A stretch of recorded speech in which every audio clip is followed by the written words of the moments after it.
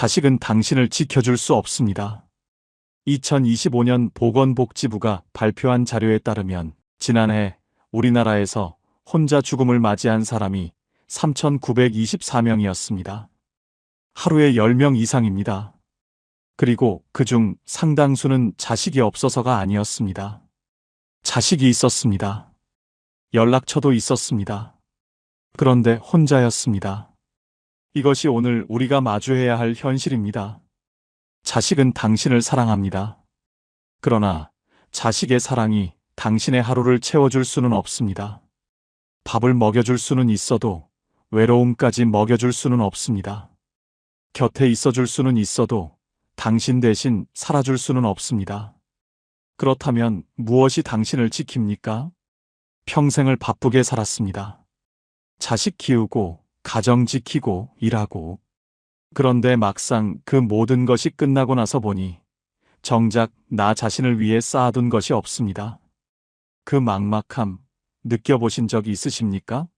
오늘 이 이야기는 바로 그 막막함에서 시작합니다. 나이 들어 살아보니 자식보다 훨씬 더 든든한 것들이 있습니다.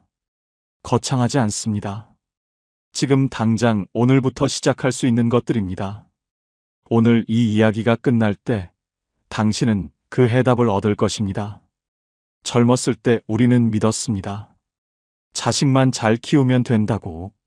자식이 잘 되면 내 노후도 괜찮을 것이라고. 그 믿음으로 살았습니다. 먹고 싶은 것 참고, 입고 싶은 것 참고, 쉬고 싶을 때 참았습니다. 자식을 위해서라면 무엇이든 할 수 있었습니다. 그런데 나이가 들고 나서 보니 그 자식이 나를 지켜줄 수 없다는 것을 압니다. 자식이 나쁜 것이 아닙니다. 자식도 자기 삶이 있습니다. 자기 아이가 있고, 자기 빚이 있고, 자기 걱정이 있습니다. 자식이 부모를 사랑하는 마음은 진짜입니다. 그러나 그 사랑이 부모의 하루를 매일 채워줄 수는 없습니다. 전화 한 통이 반갑고 방문 한 번이 기쁘지만 그것만으로 하루하루를 살 수는 없습니다. 반대로 젊었을 때 그토록 중요하다고 생각했던 재산도 명예도 마찬가지입니다. 재산은 생각보다 빨리 줄어듭니다. 병원비, 생활비, 예상치 못한 일들이 생각보다 훨씬 많습니다. 명예는요? 명예는 퇴직하는 날 함께 사라집니다. 퇴직하고 나서 이전 직장에 전화 한 통 해보신 분들은 아십니다. 내가 그곳에서 얼마나 빨리 잊혀지는지를. 그것이 씁쓸하지만 그것이 현실입니다. 그러면 남는 것은 무엇입니까? 그 질문 앞에서 많은 분들이 막막해집니다.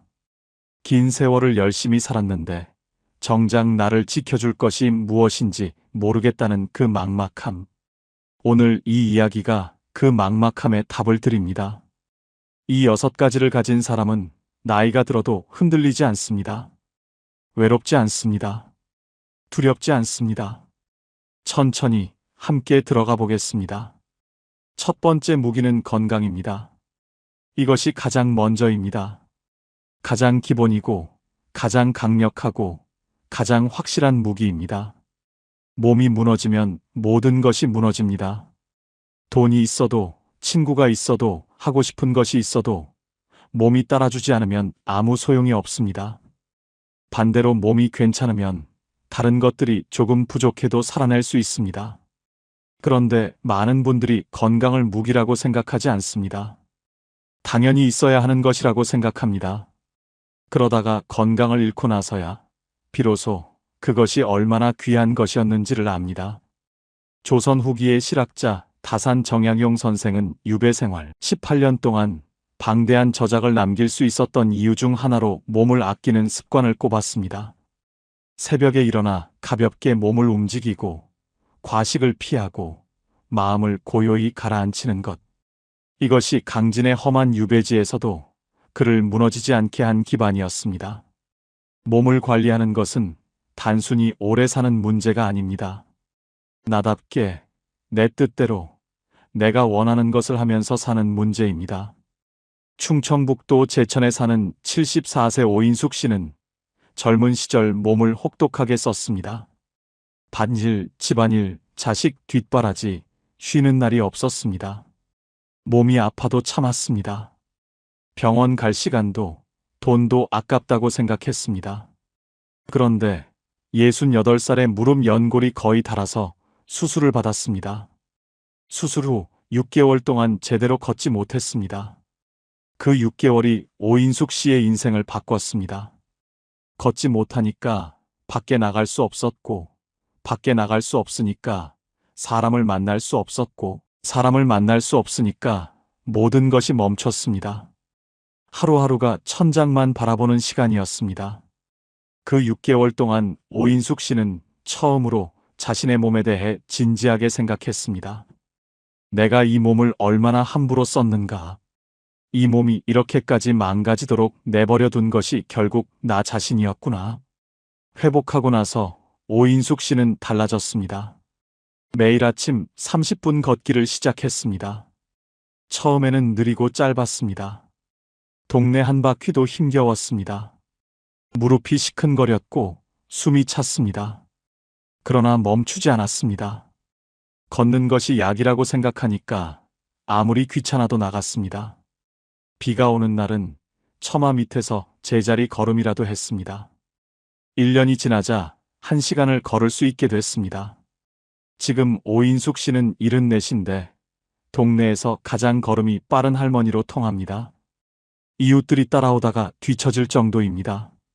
그 걷기가 그녀의 하루를 열고 기분을 만들고 사람들과의 만남을 만들어줍니다. 걷다가 만나는 이웃과 나누는 짧은 인사, 계절이 바뀌는 것을 발로 느끼는 감각, 땀이 식을 때의 상쾌함. 이 모든 것이 매일 아침 30분에서 시작됩니다. 건강은 관리하는 것입니다. 타고난 것이 아닙니다. 오늘 30분 걷는 것, 자고 싶을 때 충분히 자는 것, 먹고 싶은 것만 먹지 않고, 몸이 필요한 것을 먹는 것, 아프면 참지 않고 병원에 가는 것. 이 작은 습관들이 쌓여서 가장 강력한 무기가 됩니다. 자식은 내 몸을 대신 살아줄 수 없습니다. 이 몸은 오직 내가 지켜야 합니다. 그리고 지킨 몸은 반드시 보답합니다. 두 번째 무기는 돈입니다. 정확하게는 내 생활을 내가 감당할 수 있는 수준의 돈입니다. 많을 필요는 없습니다. 그러나 없으면 존엄이 흔들립니다. 이것은 불편한 진실이지만 외면하면 더 큰 고통이 옵니다. 많은 분들이 돈 이야기를 꺼리십니다. 특히 자식과의 관계에서 돈 이야기를 꺼내는 것을 불편해하십니다. 그런데 그 불편함 뒤에는 더 근본적인 불안이 있습니다. 내가 자식에게 짐이 되는 것은 아닐까 하는 그 불안. 돈이 없으면 자식 손을 벌려야 합니다. 자식 손을 벌리는 순간 그 관계는 달라집니다. 눈치가 생기고 하고 싶은 말을 못하게 되고 자식 앞에서 작아집니다. 처음에는 자식이 기꺼이 드립니다. 효도하는 마음으로. 그런데 그것이 반복되면 양쪽 모두 힘들어집니다. 자식은 경제적 부담을 느끼고 부모는 눈치를 봅니다. 그 눈치가 쌓이면 관계가 어색해집니다. 그리고 그 어색함이 서운함이 되고 그 서운함이 원망이 됩니다. 돈 문제 하나가 평생의 정을 조금씩 갉아먹는 것입니다. 반면 돈이 있으면 달라집니다. 많지 않아도 됩니다. 오늘 먹고 싶은 것을 먹을 수 있고, 가고 싶은 곳에 갈 수 있고, 좋아하는 사람에게 밥 한 끼 살 수 있는 정도. 그 정도의 돈이 있을 때 사람은 당당해집니다. 자식에게 전화할 때 돈 이야기가 없으면 그 전화가 훨씬 가볍고 따뜻해집니다. 안부만 묻고 웃고 끊을 수 있습니다. 그 관계가 훨씬 건강합니다. 경기도 수원에 사는 71세 장병학 씨는 퇴직 후 국민연금만으로 생활하기로 결심했습니다. 연금이 많지 않았습니다. 한 달에 120만 원 남짓이었습니다. 그래서 생활을 줄였습니다. 외식을 줄이고 불필요한 것을 사지 않고 작은 텃밭을 가꿔서 채소를 직접 키웠습니다. 처음에는 아들이 용돈을 드리겠다고 했습니다. 장병학 씨는 정중하게 거절했습니다. 아직 내 힘으로 살 수 있다고. 그 돈 있으면 손주들 과자나 사줘라 했습니다. 아들은 섭섭한 듯 하면서도 그 말을 들을 때 표정이 달라졌다고 합니다. 뭔가 안도하는 얼굴이었다고. 아들도 짐을 내려놓은 것입니다. 3년이 지난 지금 장병학 씨는 연금 안에서 충분히 살고 있습니다. 군더더기 없이, 그러나 부족하지 않게. 가끔 아들 내외가 오면 오히려 장병학 씨가 밥을 삽니다. 지갑을 꺼내면서 별것 아닌 듯이 오늘은 내가 쏜다 합니다. 그 밥 한 끼가 장병학 씨에게는 자존심이고 아들에게는 존경심이 됩니다. 아들이 나중에 아내에게 이렇게 말했다고 합니다. 우리 아버지처럼 늙고 싶다. 그 말 한마디가 장병학 씨가 그토록 지키고 싶었던 것의 전부였습니다. 돈을 모으는 것이 목적이 아닙니다. 내 생활을 내가 책임지는 것이 목적입니다. 그 책임이 노년의 가장 단단한 기반이 됩니다. 지금 당장 통장을 한번 들여다보세요. 줄일 수 있는 것이 있습니까? 작게라도 모을 수 있는 것이 있습니까? 그 작은 실천이 쌓여서 가장 든든한 무기가 됩니다. 세 번째 무기는 친구 한 명입니다. 많을 필요 없습니다. 딱 한 명입니다. 진심으로 통하는 한 사람, 전화하면 반가운 목소리로 받아주는 한 사람, 힘들다고 말했을 때 다 안다는 듯이 들어주는 한 사람. 그 한 명이 있는 사람과 없는 사람은 노년의 무게가 전혀 다릅니다. 아까 말씀드린 고독사 통계를 기억하십니까? 하루에 10명 이상이 혼자 세상을 떠납니다. 그분들에게 자식이 없었던 것이 아닙니다. 전화할 사람이 없었던 것입니다. 오늘 힘들다고 말할 수 있는 단 한 사람이 없었던 것입니다. 하버드 대학교 성인발달연구소가 80년 넘게 추적 연구를 해온 결론이 있습니다. 노년의 행복을 가장 잘 예측하는 요인은 재산도 건강도 아니라 관계의 질이라는 것입니다. 특히 깊은 관계가 하나라도 있는 사람은 그렇지 않은 사람보다 훨씬 오래, 그리고 훨씬 건강하게 산다는 것이 밝혀졌습니다. 젊었을 때는 인맥이 넓은 것이 자산이었습니다. 아는 사람이 많을수록 좋았습니다. 그런데 나이가 들면 그 넓은 인맥이 하나둘 줄어들기 시작합니다. 세상을 떠나는 사람도 있고, 멀어지는 사람도 있고, 바빠서 연락이 끊기는 사람도 있습니다. 그 과정에서 중요한 것은 숫자가 아니라는 것을 알게 됩니다. 10명의 가벼운 친구보다 1명의 깊은 친구가 낫습니다. 100번의 가벼운 안부보다 1번의 진짜 대화가 낫습니다. 전라북도 군산에 사는 73세 이경자 씨와 75세 김복순 씨는 40년 지기입니다. 젊은 시절 같은 동네에서 아이들을 키우면서 친해졌습니다. 처음 만났을 때 두 사람 모두 갓 시집 온 세대기였습니다. 아이들이 같은 또래라 자연스럽게 가까워졌고 서로의 집을 드나들며 밥도 나누고 걱정도 나눴습니다. 지금은 사는 곳이 달라졌지만 매주 화요일 오전에 전화를 합니다. 이 약속은 20년 넘게 지속되고 있습니다. 비가 와도 몸이 좀 안 좋아도 기다렸다가 전화합니다. 특별한 이야기를 하는 것이 아닙니다. 이번 주 날씨 이야기, 어디가 아팠다는 이야기, 맛있게 먹은 것 이야기, 손자가 무슨 말을 했다는 이야기, 별것 아닌 이야기를 30분씩 합니다. 그런데 그 30분이 끝나고 나면 두 사람 모두 기분이 달라져 있습니다. 말하는 것만으로 가벼워지는 것이 있고 들어주는 것만으로 위로가 되는 것이 있습니다. 이경자 씨는 이렇게 말했습니다. 화요일이 기다려져요. 복순이한테 전화하는 날이니까. 그게 뭐 대단한 것도 아닌데 그 전화 하나가 일주일을 버티게 해줘요. 그 한마디에 친구의 힘이 담겨 있습니다. 지금 당신에게 그런 사람이 있습니까? 있다면 오늘 전화 한 통 하세요. 오래 연락이 없었어도 괜찮습니다. 오래된 친구일수록 다시 시작하기가 더 쉽습니다. 없다면 찾아보세요. 걷기 모임에서 만난 분, 복지관에서 우연히 이야기를 나눈 분. 깊은 관계는 처음부터 깊지 않습니다. 작은 솔직함 하나에서 시작됩니다. 오늘 날씨 좋다는 말 한마디, 이거 드셔보셨냐는 말 한마디. 그 한마디가 40년 우정의 시작이 될 수 있습니다. 네 번째 무기는 혼자 즐기는 법입니다. 이것이 없으면 앞에 세 가지가 있어도 하루하루가 힘겹습니다. 왜냐하면 하루의 대부분은 혼자이기 때문입니다. 자식이 오는 날, 친구를 만나는 날, 그 외의 날들이 훨씬 더 많습니다. 그날들을 어떻게 보내느냐가 노년의 질을 결정합니다. 사람들은 흔히 외로움을 혼자 있는 것과 같은 말로 씁니다. 그런데 혼자 있는 것과 외로운 것은 다릅니다.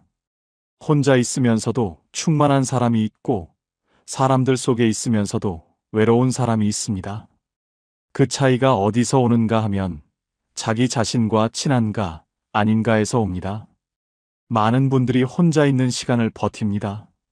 누군가 오기를 기다리며 전화가 오기를 기다리며 그냥 흘려보냅니다. TV를 켜놓지만 집중해서 보지 않습니다. 그냥 소리가 있어야 덜 쓸쓸하니까. 그런데 혼자 있는 시간을 즐길 수 있는 사람은 다릅니다. 아무도 없어도 하루가 충만합니다. 충만한 하루가 쌓이면 충만한 삶이 됩니다. 그리고 그 충만함이 내면에서 우러나오기 때문에 누군가에게 매달리거나 요구하지 않습니다. 오히려 여유가 생깁니다. 경남 통영에 사는 72세 박명숙 씨는 혼자 사는 분입니다. 남편도 일찍 세상을 떠났고 자식들은 서울과 부산에 있습니다. 객관적으로 보면 외로운 상황입니다. 그런데 박명숙 씨의 하루는 외롭지 않습니다. 아침에 일어나면 좋아하는 클래식 음악을 틀어놓고 천천히 밥을 합니다. 혼자 먹는 밥이지만 대충 먹지 않습니다. 제대로 상을 차립니다.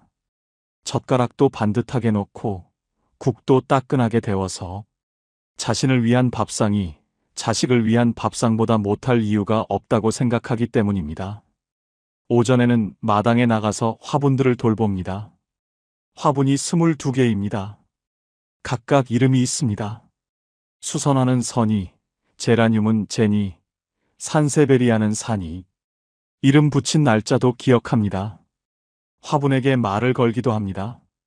오늘 날씨 좋다. 물 줄게. 잘 자라고 있어. 웃기다고 생각하실 수도 있습니다. 그런데 그 화분들이 박명숙 씨에게는 관계입니다. 내가 돌보면 자라고, 내가 무관심하면 시드는 그 관계가 박명숙 씨에게 매일 작은 보람을 줍니다. 오후에는 오래된 소설을 읽습니다. 새 책을 사지 않습니다. 젊었을 때 읽었던 책들을 다시 꺼내서 읽습니다. 그때는 몰랐던 것들이 지금은 보이기 때문입니다. 같은 책인데 다르게 읽힙니다. 인생이 달라졌으니까. 저녁에는 그날 있었던 일을 일기장에 씁니다. 별것 없는 하루라도 씁니다. 화분선이 꽃봉오리가 생겼다. 오늘 산책 중에 고양이를 봤다. 생각보다 밥이 맛있었다. 그것들이 기록이 됩니다. 쌓이면 내 삶의 이야기가 됩니다. 아무것도 아닌 하루처럼 보이지만 박명숙 씨는 이 하루가 좋다고 합니다. 음악이 좋고 화분들이 좋고 책이 좋고 일기 쓰는 시간이 좋다고. 자식이 전화를 안 해도 이 하루가 충만하기 때문에 서운하지 않다고 합니다. 오히려 자식이 전화하면 오늘 있었던 일을 신나서 이야기한다고 합니다. 선이 꽃봉오리 생겼다고, 오늘 책에서 이런 구절 읽었다고. 자식이 그 이야기를 들으면서 웃습니다. 엄마가 잘 지내고 있다는 것을 느낍니다. 그것이 자식에게도 안도가 됩니다. 혼자 즐기는 법은 거창하지 않습니다. 좋아하는 음악 한 곡, 산책 한 바퀴, 맛있는 차 한 잔, 오래된 책 한 페이지. 그 작은 것들을 진심으로 즐길 수 있게 되면 혼자 있는 시간이 두렵지 않습니다. 오히려 기다려집니다. 그것이 노년의 가장 조용하고 가장 강력한 무기입니다. 다섯 번째 무기는 배움입니다. 새로운 것을 받아들이는 뇌는 늙지 않습니다. 이것은 단순한 위로가 아닙니다. 과학적 사실입니다. 뇌는 새로운 자극을 받을 때 새로운 신경 연결을 만듭니다. 이것을 뇌의 가소성이라고 합니다. 나이와 상관없이 작동하는 능력입니다. 배우는 것을 멈추는 순간 뇌는 빠르게 굳기 시작합니다. 반대로 나이가 들어서도 새로운 것을 배우는 사람은 뇌가 활발하게 작동합니다. 인지 기능이 유지되고 치매 위험이 낮아지고 삶의 의욕이 높아진다는 것이 여러 연구에서 밝혀졌습니다. 그러나 더 중요한 것은 수치 너머의 이야기입니다. 배우는 사람은 표정이 다릅니다. 눈빛이 다릅니다. 대화가 다릅니다. 어제 새로 알게 된 것을 이야기하는 사람의 눈에는 생기가 있습니다. 그 생기가 주변 사람을 끌어당깁니다. 자식이 존경하는 부모는 많이 배운 부모가 아닙니다. 지금도 배우려는 부모입니다. 새로운 것에 호기심이 있는 부모, 모르는 것을 인정하고 배우려 하는 부모, 그런 부모를 자식은 존경합니다. 그리고 그 모습이 자식에게, 손자에게 삶의 태도로 전해집니다. 서울 강북구에 사는 76세 홍재만 씨는 72의 스마트폰 사용법을 배웠습니다. 주민센터에서 하는 무료 교육이었습니다. 처음에는 자존심이 상했습니다. 이 나이에 젊은 강사 앞에서 스마트폰을 배운다는 것이 초라하게 느껴졌습니다. 강의실 의자에 앉으면서도 마음속으로 이걸 내가 왜 하나 싶었습니다. 그런데 첫 수업에서 사진을 찍어 손자에게 카카오톡으로 보내는 법을 배웠을 때 손자에게서 이모티콘이 날아왔습니다. 하트 이모티콘이었습니다. 홍재만 씨는 그 하트 하나에 눈물이 났다고 합니다. 이렇게 간단한 방법으로 손자와 가까워질 수 있었는데 왜 진작 배우지 않았나 싶어서 그 후로 홍재만 씨는 배우는 것을 멈추지 않았습니다. 스마트폰 다음에는 유튜브 보는 법을 배웠습니다. 유튜브에서 역사 강의를 찾아서 매일 한 편씩 봤습니다. 역사가 재미있어졌습니다. 학교 다닐 때는 그냥 외워야 하는 것이었는데 나이가 들어서 보니까 역사가 다르게 보였습니다. 인물들의 결정이 이해가 됐습니다. 왜 그때 그 사람이 그 선택을 했는지가. 아들과 만나면 역사 이야기를 합니다. 아들이 아버지 말씀을 들으면서 이런 말을 했습니다. 아버지, 요즘 더 재미있어지셨어요. 그 한마디가 홍재만 씨에게는 가장 큰 칭찬이었습니다. 재미있는 사람. 나이 들어서 그런 말을 듣는다는 것이 얼마나 귀한 일인지 모릅니다. 배움은 학교에서 하는 것이 아닙니다. 오늘 처음 해보는 것 하나, 오늘 처음 읽어보는 것 하나, 오늘 처음 가보는 곳 하나. 그 하나하나가 배움입니다. 그 배움이 뇌를 깨우고 뇌가 깨어나면 삶이 깨어납니다. 나이가 들어도 새로운 것을 배울 수 있다는 것, 그 사실 자체가 자신감이 됩니다. 나는 아직 잘하고 있다는 감각, 그 감각이 노년을 젊게 만듭니다. 6번째 무기는 유머입니다. 이것이 마지막이지만 어쩌면 가장 특별한 무기입니다. 웃을 수 있는 사람은 어떤 상황에서도 무너지지 않습니다. 유머는 재능이 아닙니다. 태도입니다. 같은 상황을 비극으로 볼 것인가 아니면 그 안에서 웃음거리를 찾을 것인가. 그 선택이 유머입니다. 독일의 철학자 쇼펜하우어는 이런 말을 남겼습니다. 유머는 역경 앞에서의 반란이다. 삶이 던져주는 고통을 그대로 받아들이지 않고 그 안에서 웃음을 찾아내는 것. 그것이 가장 인간적인 저항이라는 뜻입니다. 나이가 들면 웃을 일이 없어진다고 말씀하시는 분들이 있습니다. 그런데 생각해 보세요. 웃을 일이 없어진 것입니까? 아니면 웃으려는 노력을 멈춘 것입니까? 인생을 오래 살면 웃을 재료가 오히려 더 많아집니다. 젊었을 때는 너무 심각해서 보이지 않았던 것들, 나이가 들어서야 웃긴 것들, 그것들이 도처에 있습니다. 내 자신이 그렇습니다. 젊었을 때 그토록 중요하게 생각했던 것들이 지금 보면 웃깁니다. 그때 왜 그걸로 밤새 고민했나? 그때 왜 그 말 한마디에 그토록 상처를 받았나? 나이가 들면 그것이 보입니다. 그리고 그것을 웃으면서 볼 수 있을 때 비로소 지혜로워진 것입니다. 인천 중구에 사는 78세 노경자 씨는 동네에서 유명한 분입니다. 언제나 웃고 있기 때문입니다. 노경자 씨의 삶이 순탄한 것이 아닙니다. 남편을 일찍 잃었고 자식 중 하나가 사업에 실패해서 오랫동안 힘든 시간을 보냈고 몇 년 전에는 큰 수술도 받았습니다. 어지간한 사람이라면 세상이 원망스러웠을 인생입니다.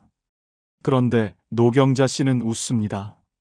어떻게 그렇게 웃을 수 있냐고 물으면 이렇게 말합니다. 안 웃으면 뭐가 달라져요? 안 웃으면 그 힘든 일이 없어지나요? 힘든 건 힘든 거고 웃는 건 웃는 거예요. 그 두 개가 같이 있을 수 있어요. 이 말이 얼마나 지혜로운 말인지 모릅니다. 힘든 것을 부정하는 것이 아닙니다. 힘든 것과 함께 웃을 수 있다는 것입니다. 그것이 진짜 유머입니다. 고통을 외면해서 웃는 것이 아니라 고통을 알면서도 웃는 것. 그 웃음이 더 깊고 더 단단합니다. 노경자 씨가 웃으면 주변 사람들도 따라 웃습니다. 그 웃음이 전해지는 것입니다. 노경자 씨 곁에 있으면 기분이 좋아진다는 사람들이 동네에 많습니다.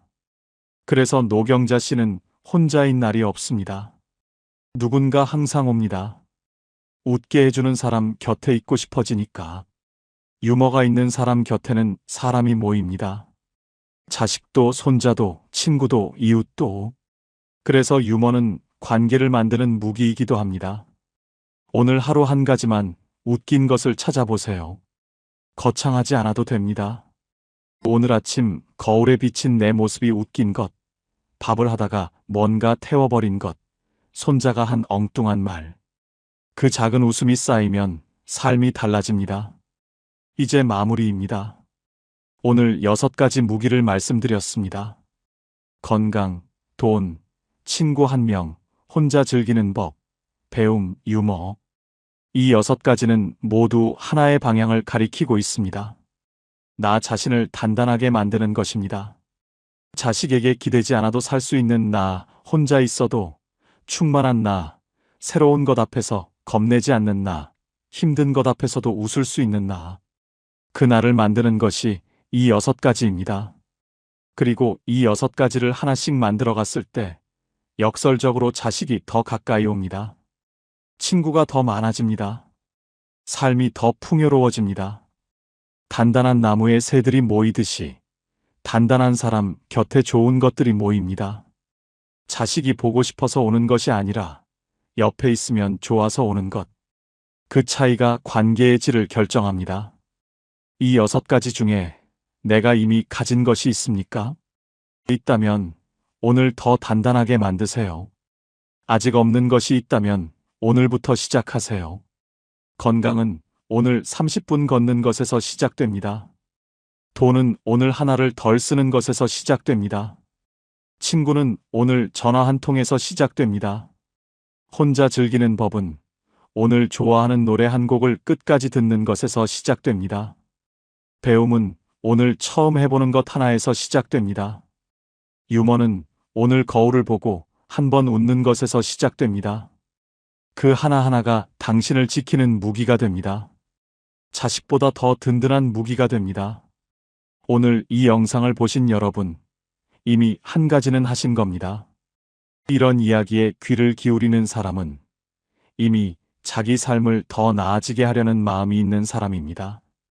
그 마음이 가장 중요한 첫 번째 무기입니다. 나이가 들수록 강해지는 사람이 있습니다. 그 사람들의 공통점이 바로 이 6가지입니다. 오늘 이 영상을 보신 여러분 모두 그런 사람이 되시기를 진심으로 바랍니다. 당당하고 충만하고 아름다운 황금 노후를 응원합니다. 오늘도 끝까지 함께 해주셔서 감사합니다. 지금까지 황금 노후였습니다. 감사합니다. 여러분, 끝까지 이 영상 보셔야 합니다. 지금 이 질문에 솔직하게 대답해 보세요. 여러분은 팔자 좋은 사람입니까? 아닙니까? 아마 대부분 이렇게 생각하실 겁니다. 글쎄, 팔자가 좋으려면 뭔가 더 있어야 하는데. 그런데 오늘 이야기를 다 들으시고 나면 그 생각이 완전히 뒤집힐 수 있습니다. 경북 안동에 78세 권말순 할머니가 계십니다. 혼자 사십니다. 자식들은 멀리 있습니다. 통장 잔고가 넉넉한 것도 아닙니다. 강남 아파트? 없습니다. 그런데 이 할머니 매일 아침 된장찌개를 끓입니다. 작은 냄비가 아닙니다. 넉넉하게 큰 냄비로 끓입니다. 혼자인데 왜 그렇게 많이 끓이냐고요? 된장찌개 냄새가 담장을 넘어가거든요. 그 냄새를 맡고 옆집 할머니가 문을 두드립니다. 손에 뭔가를 꼭 들고 옵니다. 어떤 날은 호박전, 어떤 날은 나물 한 접시, 어떤 날은 슈퍼에서 사온 두부 한 모. 두부는 그렇게 상을 차립니다.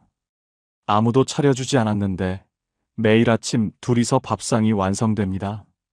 밥 먹고 나서 1시간쯤 앉아 이야기를 나눕니다. 대단한 이야기가 아닙니다. 어젯밤 TV에서 뭘 봤다. 요즘 무릎이 어떻다. 자식한테서 전화가 왔다. 그런 이야기입니다. 그리고 헤어집니다. 다음 날 또 만납니다. 그 다음 날도 또 만납니다. 누군가 할머니께 여쭤봤습니다. 할머니, 요즘 어떻게 사세요? 권말순 할머니가 웃으셨습니다. 잠깐 허공을 보셨습니다. 그리고 이렇게 말씀하셨습니다. 나요? 나 팔자 좋은 사람이에요. 매일 아침 된장찌개 같이 먹을 사람이 있으니까요. 이 말 한마디가 오래 남습니다. 통장에 얼마가 있어서가 아닙니다. 좋은 집이 있어서가 아닙니다. 아침마다 된장찌개 냄새에 문을 두드려줄 사람 한 명. 그게 이 할머니가 말하는 팔자 좋은 이유의 전부였습니다. 여러분, 오늘 이 이야기를 끝까지 들으시면 팔자 좋다는 것이 완전히 다르게 보이기 시작하실 겁니다. 혹시 평생 팔자 좋은 사람을 먼 곳에서 부러워하며 사셨다면 오늘 이 이야기가 끝날 즈음에는 어쩌면 내가 이미 그 사람이었다는 것을 알게 되실지 모릅니다. 지금 어디서 듣고 계신지 댓글로 알려주세요. 구독과 좋아요도 눌러주시고요. 오늘도 끝까지 함께 하겠습니다.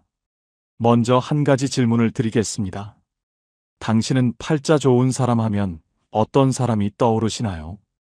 아마 많은 분들이 이런 그림을 떠올리실 겁니다. 돈이 많은 사람, 자식이 잘 된 사람, 몸이 건강한 사람, 넓은 집에 사는 사람. 그런데 오늘 이 이야기를 다 들으시고 나면 그 기준이 완전히 바뀌실 겁니다. 2025년 보건복지부 노인 복지 실태조사에서 흥미로운 결과가 나왔습니다. 65세 이상 어르신 중 스스로 행복하다고 응답한 분들의 공통점을 분석했더니 자산 규모나 자녀의 성공 여부보다 훨씬 강하게 행복과 연결된 요소가 따로 있었습니다. 하루에 한 번 이상 누군가와 대화하는 것, 매일 기다리는 것이 한 가지 이상 있는 것, 자신이 누군가에게 필요한 존재라고 느끼는 것. 이 세 가지가 돈보다, 건강보다, 자식보다 더 강하게 행복을 결정했습니다. 팔자 좋다는 것은 하늘이 내려주는 것이 아니었습니다. 매일의 작은 선택이 만드는 것이었습니다.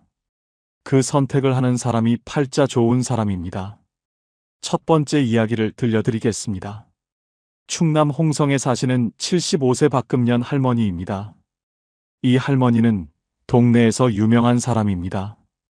특별한 이유 때문은 아닙니다. 이 할머니를 만나고 나면 기분이 좋아지기 때문입니다. 왜 기분이 좋아질까요? 이 할머니는 사람을 만나면 반드시 한 가지를 찾아냅니다. 그 사람의 좋은 것 하나를. 슈퍼 사장님을 만나면 사장님, 오늘 진열 참 예쁘게 해놨네요 하고 말합니다. 병원 간호사를 만나면 아가씨, 목소리가 참 따뜻하네요 하고 말합니다. 경로당에서 처음 본 어르신에게는 어머, 그 옷 색깔이 참 잘 어울리시네요 하고 말합니다. 빈말이 아닙니다. 진심입니다. 이 할머니는 사람을 볼 때 좋은 것을 찾는 습관이 있습니다. 오래전부터 그렇게 살았습니다. 그 결과가 어떻게 됐을까요?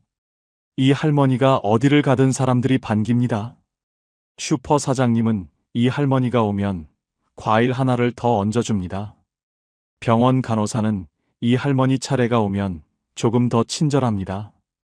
경로당에서는 이 할머니 옆자리가 먼저 찹니다. 박금년 할머니는 이렇게 말씀하십니다. 내가 팔자가 좋은 게 아니에요. 팔자를 좋게 만든 거예요. 좋은 것을 먼저 말해주면 좋은 것이 나한테 돌아와요. 그게 전부예요. 팔자는 타고나는 것이 아니라 만드는 것입니다. 박금년 할머니가 그것을 몸으로 보여주고 있습니다. 여러분, 오늘 만나는 사람에게 좋은 것 하나만 찾아보시겠어요? 그 한마디가 당신의 팔자를 조금씩 바꾸기 시작할 겁니다. 두 번째 이야기입니다. 전남 여수에 사시는 79세 이분선 할머니입니다. 이 할머니는 혼자 사십니다. 자식은 서울에 있고 남편은 7년 전에 먼저 떠났습니다. 주변에서 보면 딱한 상황이에요. 그런데 이 할머니를 직접 만나면 생각이 바뀝니다. 이 할머니의 하루를 한번 따라가 보겠습니다. 아침 6시 반, 할머니는 눈을 뜹니다. 제일 먼저 창문을 엽니다. 여수 바다 냄새가 들어옵니다. 할머니는 그 냄새를 한번 깊이 들이마십니다. 그리고 혼자 말합니다. 오늘도 왔네. 바다 냄새를 맡는 그 30초가 하루의 시작입니다. 아침을 먹고 나면 마당에 나가 화단을 들여다봅니다. 무슨 꽃이 폈나, 어제보다 얼마나 자랐나. 그 관찰이 10분을 채웁니다. 오전에는 동네 어르신 돌봄센터에서 하는 손뜨개 모임에 나갑니다. 일주일에 2번입니다. 거기서 만든 목도리를 복지관에 기부합니다. 오후에는 좋아하는 라디오를 틀어놓고 집안일을 합니다. 저녁을 먹고 나면 서울에 있는 딸에게 문자를 보냅니다. 길지 않습니다. 오늘 여수 석양이 참 예뻤어. 너도 좋은 하루였으면 좋겠다. 딸은 그 문자를 받고 항상 이렇게 답합니다. 엄마, 오늘도 수고했어. 사랑해. 그 짧은 문자 교환이 이분선 할머니의 하루를 닫아줍니다. 이 할머니는 이렇게 말씀하십니다. 나 팔자 좋아요. 아침에 바다 냄새 맡을 수 있고, 꽃이 자라는 거 볼 수 있고, 저녁에 딸한테 문자 보낼 수 있잖아요. 이것보다 더 팔자 좋은 게 어디 있어요? 억만금이 없어도 이분선 할머니는 팔자 좋은 사람입니다. 매일 감사할 것을 찾는 눈이 있기 때문입니다. 여기서 여러분께 여쭤봐도 될까요? 오늘 아침 눈을 뜨고 나서 제일 먼저 한 생각이 무엇이었나요? 아휴, 오늘 또 하루가 시작됐구나, 였나요? 아니면 와, 오늘 바람 소리가 정말 좋다, 였나요? 같은 아침인데 어떤 생각으로 시작하느냐가 그 하루 전체를 바꿉니다. 팔자 좋은 사람들은 아침을 다르게 시작합니다. 세 번째 이야기를 들려드리겠습니다. 이 이야기는 조금 특별합니다. 팔자 나쁘다고 스스로 생각했던 분이 팔자 좋은 사람이 된 이야기입니다. 경기도 평택에 사시는 72세 오말숙 할머니입니다. 이 할머니는 3년 전까지만 해도 스스로를 팔자 기구한 사람이라고 생각했습니다. 이유가 있었습니다. 남편은 사업 실패로 일찍 세상을 떴고 자식 둘은 각자 살기 바빠 자주 오지 못하고 몸은 무릎이 아프고 혈압도 높았습니다. 작은 임대 아파트에 혼자 살았습니다. 주변 친구들이 손주 봐준다고 자식 집에 가 있고 남편과 여행 다닌다는 이야기를 들을 때마다 속이 쓰렸습니다. 나는 왜 이렇게 살까? 나는 왜 이 모양일까? 그 생각이 하루에도 몇 번씩 들었습니다. 그러다 3년 전 어느 날 복지관에서 하는 인생 글쓰기 수업에 나가게 됐습니다. 특별한 기대는 없었습니다. 그냥 집에 있기 심심해서 나갔습니다. 첫 수업에서 선생님이 이런 주제를 주었습니다. 내가 살면서 가장 잘한 일 하나를 써보세요. 오말숙 할머니는 한참을 생각했습니다. 잘한 일이 있나? 나 같은 사람이 잘한 게 있을까? 그런데 생각하다 보니 하나가 떠올랐습니다. 남편이 아플 때 끝까지 곁에 있었던 것. 남편이 마지막 3년을 병원을 오가며 보냈는데 그 3년 동안 단 하루도 혼자 두지 않았습니다. 그걸 썼습니다. 선생님이 발표를 시켰습니다. 오말숙 할머니는 떨리는 목소리로 그 짧은 글을 읽었습니다. 다 읽고 나서 교실이 조용했습니다. 그리고 옆에 앉은 할머니가 말했습니다. 어머, 그게 얼마나 힘드셨을까요? 대단하시다. 그 말 한마디에 오말숙 할머니는 눈물이 터졌습니다. 평생 아무도 그 말을 해준 적이 없었습니다. 그 3년이 얼마나 힘들었는지, 그게 얼마나 대단한 일이었는지, 그날 오말숙 할머니는 처음으로 알았습니다. 내가 팔자 기구한 사람이 아니라 대단한 일을 해온 사람이었다는 것을. 그 이후 오말숙 할머니가 달라졌습니다. 글쓰기 수업에 계속 나갔습니다. 쓰면 쓸수록 자기 삶에서 잘한 것들이 보이기 시작했습니다. 못 배웠어도 자식들 대학 보낸 것, 가난했어도 남한테 손 벌린 적 없는 것, 힘들었어도 웃음을 잃지 않으려 했던 것, 그것들이 다 보이기 시작했습니다. 지금 오말숙 할머니는 이렇게 말씀하십니다. 나 팔자 좋아요. 이렇게 살아온 사람이 팔자 나쁜 사람이면 말이 안 되잖아요. 내가 몰랐던 거예요. 내 팔자가 얼마나 좋은지를. 팔자는 바뀐 것이 아무것도 없었습니다. 그것을 보는 눈이 바뀐 것입니다. 그 눈이 오말숙 할머니를 팔자 좋은 사람으로 만들었습니다. 다산 정약용 선생은 강진 유배지에서 제자들에게 이런 말씀을 하셨습니다. 자신의 삶을 낮게 보는 자는 반드시 남의 삶을 높게 보고 자신의 삶을 바르게 보는 자는 어디서든 족함을 안다. 남의 팔자가 좋아 보이는 것은 내 삶을 낮게 보고 있기 때문입니다. 내 삶을 바르게 보면 이미 충분히 좋은 팔자라는 것을 알게 됩니다. 오말숙 할머니가 바로 그것을 발견한 겁니다. 18년의 유배 생활 내내 정약용 선생은 자신의 처지를 한탄하지 않았습니다. 대신 유배지에서도 할 수 있는 것, 가진 것, 의미 있는 것을 찾았습니다. 그 눈이 500권이 넘는 책을 쓰게 했습니다. 같은 처지에서 한탄하는 사람과 족함을 찾는 사람의 결과는 완전히 달라집니다. 이제 네 번째 이야기입니다. 팔자 좋은 사람들이 절대 하지 않는 것에 대한 이야기입니다. 서울 마포구에 사시는 74세 김복순 할머니와 같은 아파트에 사시는 76세 정순덕 할머니 두 분의 이야기입니다. 이 두 분은 같은 아파트 같은 동에 삽니다. 남편도 둘 다 없습니다. 자식 수도 비슷합니다. 사는 형편도 비슷합니다. 그런데 두 분의 하루가 완전히 다릅니다. 김복순 할머니는 아침에 일어나면 뉴스를 봅니다. 나라가 어떻게 됐나, 물가는 또 올랐나, 날씨는 추워지나. 뉴스를 보고 나면 기분이 안 좋아집니다. 그 다음에는 핸드폰을 봅니다. 단톡방에 누가 뭔가를 올렸습니다. 누구네 자식이 어디 취직했다. 누가 어디 여행 갔다 왔다. 그것을 보면 또 기분이 안 좋아집니다. 그 기분으로 하루를 시작합니다. 정순덕 할머니는 다릅니다. 아침에 일어나면 창문을 먼저 엽니다. 오늘 날씨를 느낍니다. 따뜻하면 따뜻하다. 추우면 이불 한 번 더 당겨 덮어줄 수 있어서 다행이다 합니다. 아침을 먹고 나면 어제 사다 둔 귤을 하나 깝니다. 귤 껍질 냄새를 맡으면서 오늘 뭘 할지 한 가지만 생각합니다. 오늘은 우체국에 가야지. 오늘은 그 집 앞 목련이 얼마나 피었나 보러 가야지. 그 하나가 오늘의 방향이 됩니다. 두 분 다 똑같이 하루 24시간을 삽니다. 그런데 김복순 할머니의 하루는 무겁고 정순덕 할머니의 하루는 가볍습니다. 차이가 어디서 났을까요? 하루를 시작하는 첫 10분이 달랐습니다. 무엇으로 하루를 여느냐가 그 하루 전체의 색깔을 결정했습니다. 정순덕 할머니는 이렇게 말씀하십니다. 나는 아침에 나쁜 것을 먼저 보지 않아요.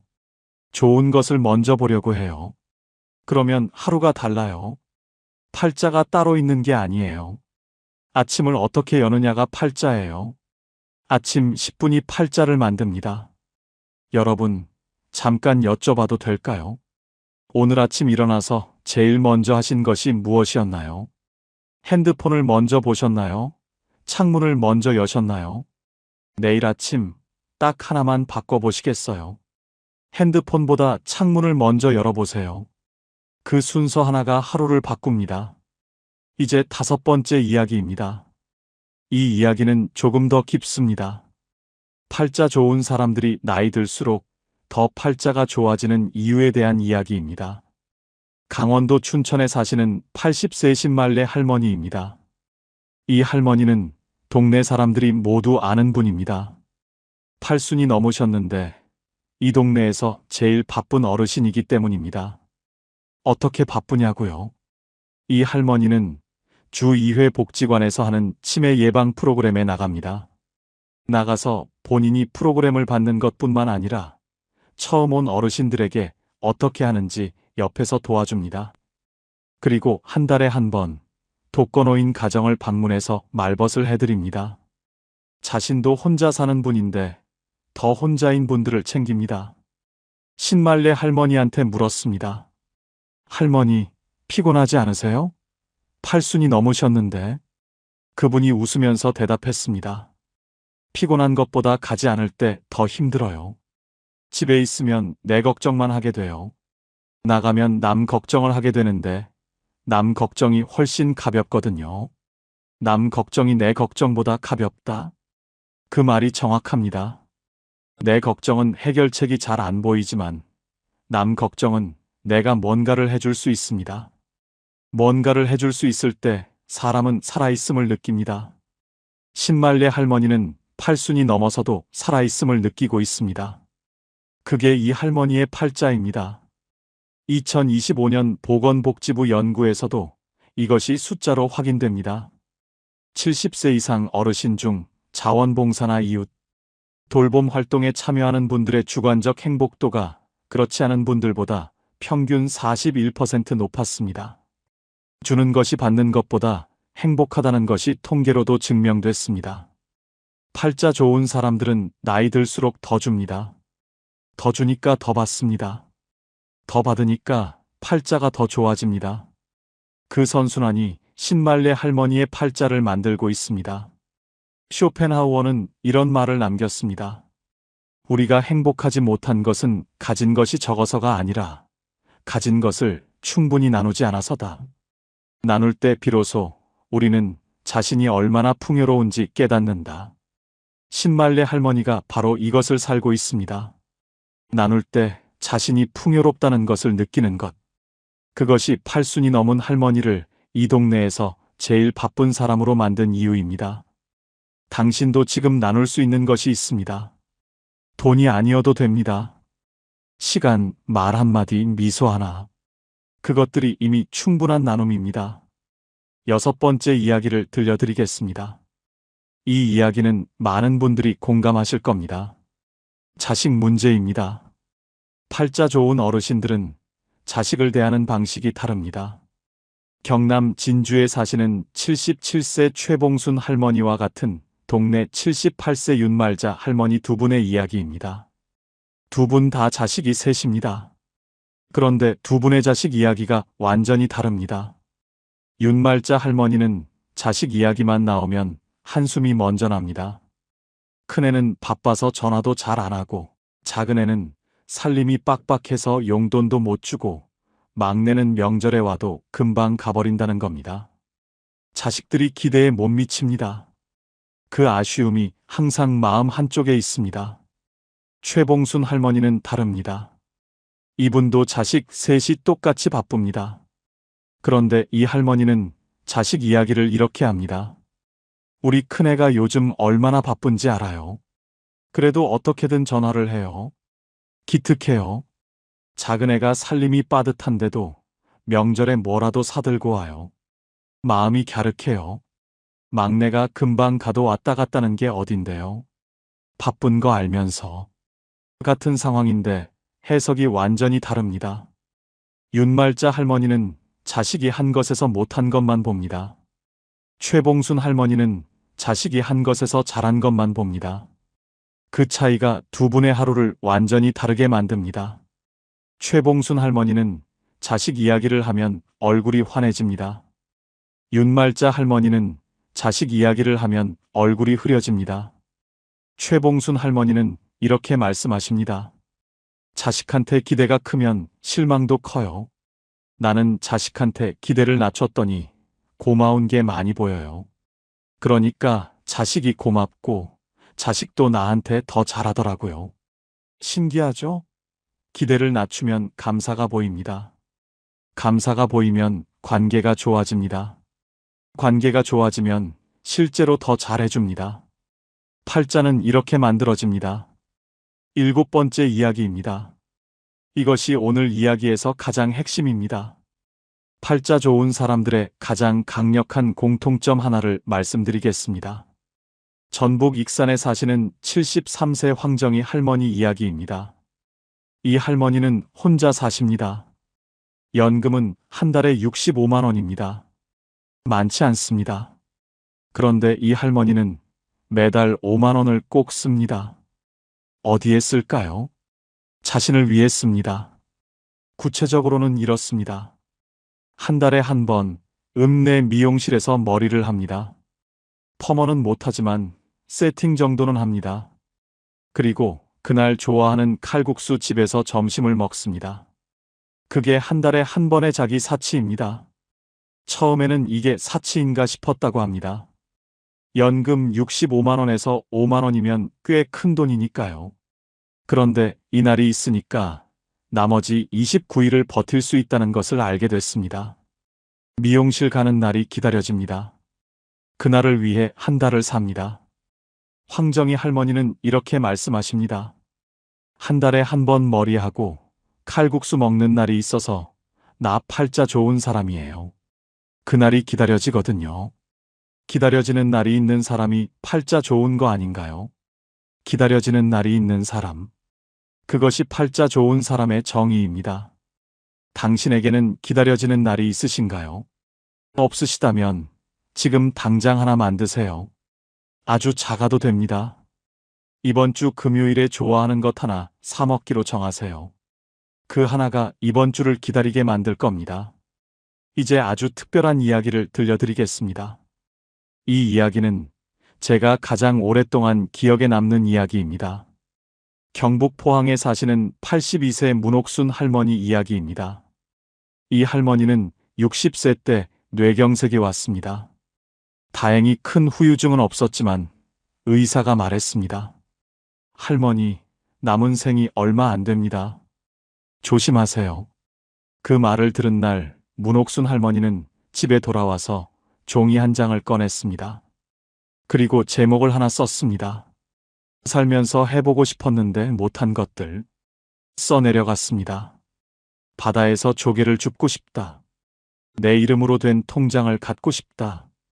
혼자 기차 여행을 해보고 싶다. 그림을 배워보고 싶다. 누군가에게 편지를 써서 보내고 싶다. 5가지가 나왔습니다. 그리고 그 하나하나를 하기 시작했습니다. 바다에서 조개는 그 주 주말에 동해 경포대로 가서 줍고 왔습니다. 할머니 이름으로 된 통장은 은행에 가서 만들었습니다.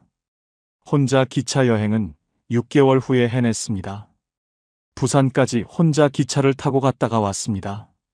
그림은 동네 문화센터에서 배우기 시작했습니다. 그리고 편지는 오랫동안 연락을 못했던 초등학교 동창에게 손으로 써서 보냈습니다. 그 동창한테서 답장이 왔습니다. 내가 편지를 보내줘서 얼마나 기뻤는지 몰라. 우리 한번 만나자. 그 만남이 이루어졌습니다. 22년 만의 만남이었습니다. 문옥순 할머니는 그 이후로도 계속 새로운 것을 해왔습니다. 남은 생이 얼마 없다는 말을 들은 지 22년이 지났습니다. 지금 82세입니다. 의사가 조심하라고 했던 그 몸으로 22년을 더 살았습니다. 그리고 그 22년이 생에서 가장 팔자 좋은 시간이었다고 하십니다. 문옥순 할머니는 이렇게 말씀하십니다. 의사가 남은 생이 얼마 없다고 했을 때 나는 무서웠어요. 그런데 지나고 보니 그 말이 나를 살게 한 말이었어요. 그 말 덕분에 하고 싶은 것을 미루지 않았으니까요. 지금도 하고 싶은 것이 있으면 미루지 않아요. 오늘 할 수 있으면 오늘 해요. 그게 팔자 좋은 비결이에요. 오늘 할 수 있으면 오늘 한다. 그것이 82세 문옥순 할머니의 팔자 좋은 비결입니다. 여러분, 지금 하고 싶은데 미루고 있는 것이 있으신가요? 언제 하려고 미루고 있으신가요? 오늘 못할 이유가 있나요? 오늘 하세요. 지금 하세요. 잠깐 여기서 한 번 더 여쭤볼게요. 살면서 해보고 싶었는데 아직 못한 것이 하나라도 있으신가요? 그것이 아무리 작아도 됩니다. 그것을 지금 마음속으로 하나 떠올려 보세요. 이 이야기가 끝나고 나서 그것을 종이에 써보시겠어요? 쓰면 시작됩니다. 쓰지 않으면 계속 생각만 하다 끝납니다. 이제 팔자 좋은 사람들의 공통점을 정확하게 정리해 드리겠습니다. 오늘 이야기에서 만난 분들, 권말순 할머니, 박금년 할머니, 이분선 할머니, 오말숙 할머니, 정순덕 할머니, 신말레 할머니, 최봉순 할머니, 황정혜 할머니, 문옥순 할머니. 이분들의 공통점을 찾아보면 딱 5가지로 정리됩니다. 첫째, 좋은 것을 먼저 보는 눈이 있습니다. 같은 상황에서 나쁜 것보다 좋은 것을 먼저 찾습니다. 박금년 할머니처럼 만나는 사람에게서 좋은 점을 찾고 최봉순 할머니처럼 자식이 한 것에서 고마운 것을 봅니다. 이 눈은 타고나는 것이 아닙니다. 훈련입니다. 매일 연습하면 누구나 가질 수 있습니다. 둘째, 기다리는 것이 있습니다. 황정희 할머니의 한 달에 한 번 미용실 가는 날처럼, 이분선 할머니의 저녁 바다 석양처럼 기다리는 것이 하나라도 있습니다. 크지 않아도 됩니다. 내일이 기다려지게 만드는 것 하나. 그것이 오늘을 살게 합니다. 셋째, 나누는 것이 있습니다. 신말레 할머니처럼 줄 것이 있는 사람은 받을 것도 생깁니다. 돈이 아니어도 됩니다. 시간, 말 한마디, 함께 밥 먹기. 그 작은 나눔이 자신을 풍요롭게 만듭니다. 넷째, 과거보다 오늘을 삽니다. 문옥순 할머니처럼 오늘 할 수 있는 것을 오늘 합니다. 과거의 억울함, 지나간 아쉬움에 발이 묶여 있지 않습니다. 지나간 것은 지나간 것입니다. 오늘이 남아 있습니다. 다섯째, 자신을 위한 시간이 있습니다. 오말숙 할머니가 글쓰기 수업에서 자신의 삶을 다시 본 것처럼, 이분선 할머니가 아침마다 바다 냄새를 맡는 것처럼 자신을 위한 시간이 하루에 단 10분이라도 있습니다. 그 시간이 자신이 소중한 사람이라는 것을 느끼게 해줍니다. 이 5가지를 보시면서 어떤 생각이 드세요? 나는 하나도 해당이 안 된다고 느끼세요? 아니면 이건 나도 하고 있는데 하는 것이 하나라도 있으세요?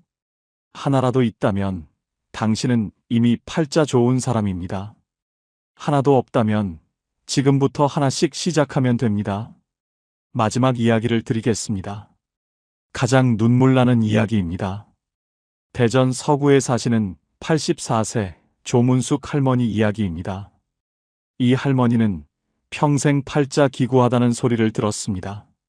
남편이 일찍 세상을 떠나셨고 자식 셋을 혼자 키웠고 고생이 많았습니다. 주변에서 다들 그렇게 말했습니다. 문숙이 팔자 참 기구하다. 조문숙 할머니도 그렇게 생각했습니다. 그런데 80세 생일날 자식 셋이 모였습니다. 큰딸이 케이크에 촛불을 꽂았습니다. 80개를 다 꽂지는 못하고 8개만 꽂았습니다. 불을 끄려는데 작은 아들이 말했습니다. 엄마, 불 끄기 전에 내가 한마디 해도 돼? 그리고 말했습니다. 엄마, 나 살면서 엄마한테 고맙다는 말을 제대로 한 적이 없어서요. 엄마가 우리 셋을 혼자 키우면서 얼마나 고생하셨는지 어렸을 때는 몰랐는데 이제 알아요. 엄마가 없었으면 우리 셋이 이렇게 살 수 없었어요. 엄마 고마워요. 엄마 덕분에 살아요. 막내딸이 울었습니다. 큰딸도 울었습니다. 조문숙 할머니는 울면서 촛불을 껐습니다. 그리고 그 순간 생각했습니다. 평생 팔자 기구하다고 살았는데, 그런데 지금 이 순간 이 세 사람이 내 앞에 있다. 이 사람들이 내 자식이다. 이게 팔자 기구한 것인가? 이게 팔자 좋은 것 아닌가? 그날 이후 조문숙 할머니는 달라졌습니다. 팔자 기구하다는 생각이 사라졌습니다. 84세인 지금 이 할머니는 이렇게 말씀하십니다. 80년을 팔자 기구하다고 살았는데 80세 생일날 알았어요. 내가 팔자 좋은 사람이었다는 것을. 자식 셋이 저렇게 자랐으니 평생 몰랐어요. 팔자가 바뀐 게 아니에요. 내가 눈이 뜬 거예요. 80년 만에 눈이 뜬 겁니다.